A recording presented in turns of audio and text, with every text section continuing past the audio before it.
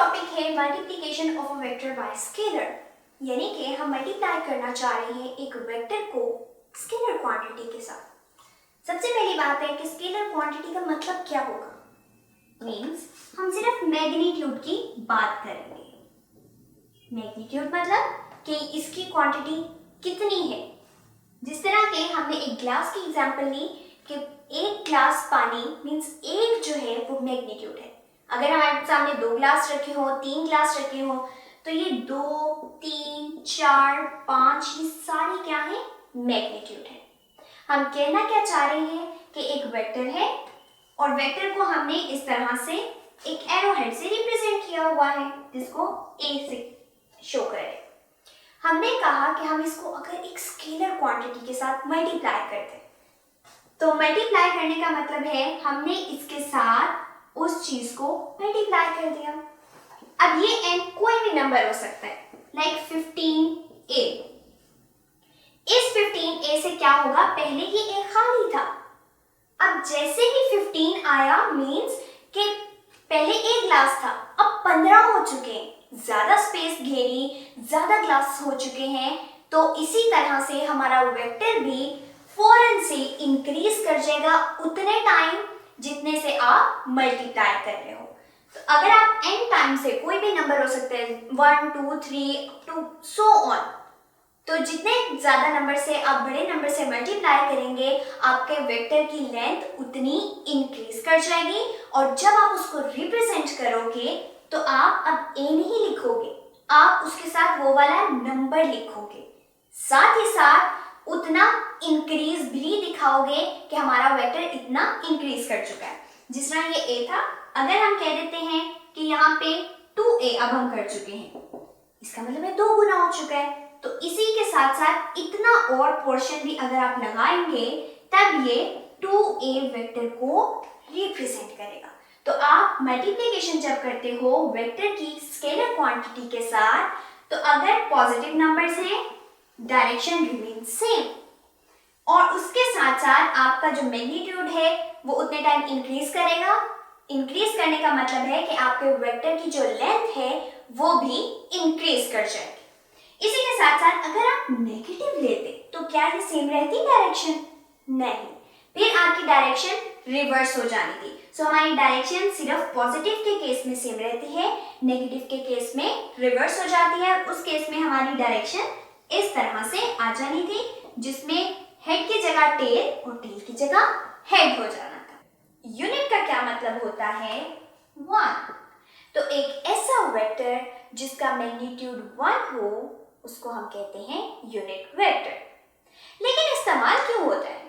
असल रीजन तो ये है, ये इस्तेमाल इसलिए होता है कि बिल्कुल हमें एग्जैक्ट लोकेशन अगर बतानी है कि ये डायरेक्शन किस डायरेक्शन में हमें जाना है, तो हम किसका इस्तेमाल करते हैं? यूनिट वेक्टर का। तो इसके लिए हम इस्तेमाल करते हैं, ये क्यों इस्तेमाल होता है? Unit vector direction of vector को बताने के लिए इस्तेमाल किया जाता है।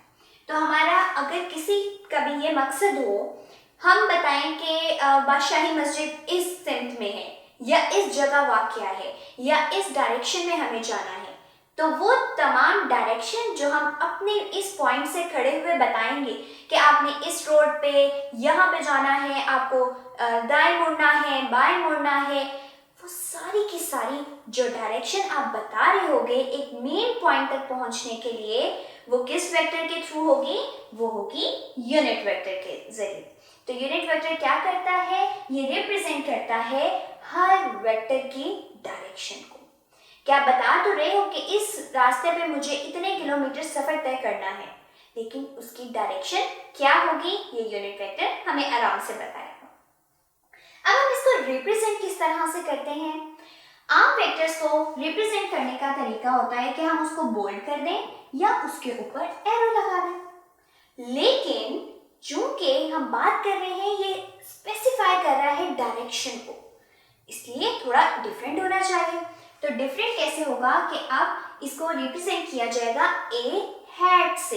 तो ये जो निशान होता है इसको कहा जाता है कि ये हैट है। अब ए ने भी हैट ले रखी है और यहाँ पे ए ने एरो ले जब हमने एक वेक्टर क्वांटिटी को बताना होता है क्या क्या चीजें चाहिए होती हैं, एक उसका मैग्नीट्यूड, एक उसकी डायरेक्शन। तो यही चीज अगर हम यहाँ पे देखें कि एक वेक्टर जिसको एक्सप्लेन करने के लिए आपको दोनों चीजें चाहिए यानी कि मैग्नीट्यूड और डायरेक्शन, तो वो किस तरह से आ गया कि जहाँ पे कोई भी एरो नहीं लगा होता, कोई बोल्ड लेटर नहीं होता, वो उस चीज का मैग्नीट्यूड होता है।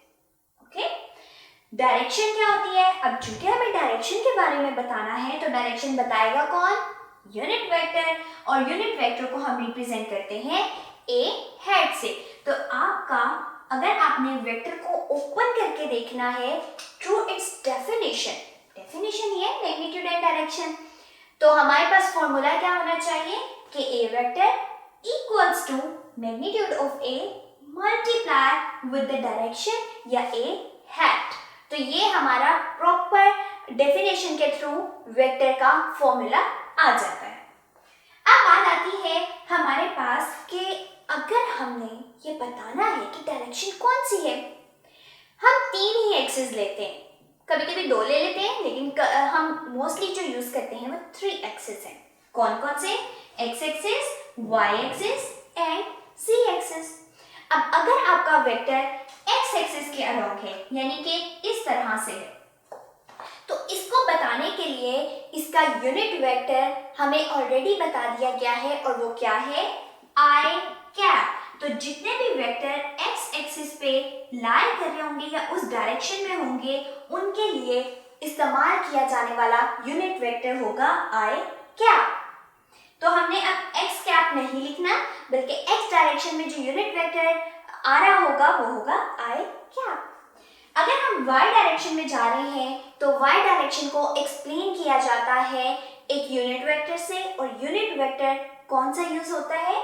j head. इसको हम कैप भी कहते हैं, हेड भी कहते हैं, लेकिन ज्यादा अच्छा ये है कि आप बुक वाला वर्ड यूज करें, सो इट्स हेड। तो j हेड हमारे पास वो होगा जो y एक्सिस के अलोंग आने वाले वेक्टर की डायरेक्शन को रिप्रेजेंट करेगा।